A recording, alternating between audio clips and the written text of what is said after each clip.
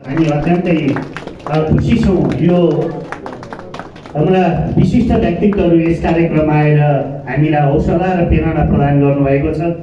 अब यससँगै हाम्रो स्मारिका सार्वजनिकरण हुँदैछ। सार्वजनिकरणका लागि सबैजनालाई आफ्नो ठाउँबाट उठिदिनु हुन अनुरोध गर्दछु।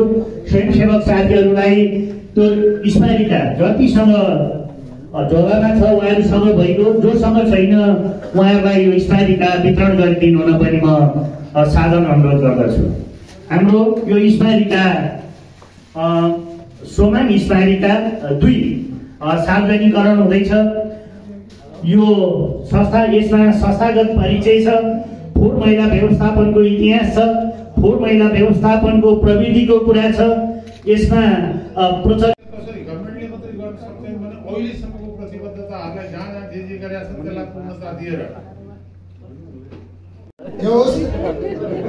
सभाध्यक्ष महोदय, आजको सभाध्यक्ष महोदय मार्फत सर्वप्रथम पहिलो अन्तर्क्रिया कार्यक्रम असाध्यै राम्रो, योग्य र सक्षम र विज्ञ साथीहरूको तर्फबाट इन्ट्रोडक्सन कार्यक्रममा पनि सहभागी हुन पाइयो, सुनियो।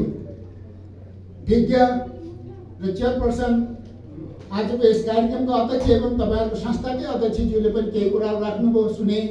त्यसलाई कानुनी रूपमा कानुन विज्ञले त्यसलाई अझ चाहिँ पिक मार्ने काम गर्नु, अझ त्यसलाई परिमार्जित गरेर व्यवस्थित तयार गर्नुहोस्।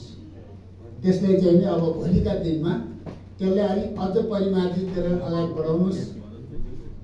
उठाउन सक्छ, न अरू विभिन्न करहरू पनि उठाउन सक्छ। अनि फोहोरबाट आएको छ। अर्को सबभन्दा खतरा अहिले के भएको छ भने मान्छेले रेभिन्यू यहाँबाट लिने, या कर उठाउने, ठेक्का लगाउने अब फोहोरलाई।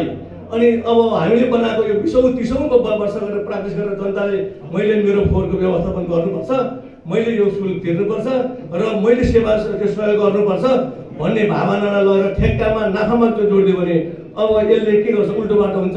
त्यसले गर्दा यो चाहिँ टिपिपीको मोडल तयार गरेर यही ऐनले सबै सम्बोधन गर्छ। जस्तै निजामती सेवा ऐन र नियमावलीले जसरी कर्मचारी नियुक्ति, बर्खास्ती, दण्ड, सजाय, प्रोत्साहन गर्छ, यो ऐनमा लेख्न मिल्दैन। त्यसैले यो चाहिँ अरू कुनै काम गर्ने जस्तो ऐन नबनोस् भन्ने हाम्रो अनुरोध छ।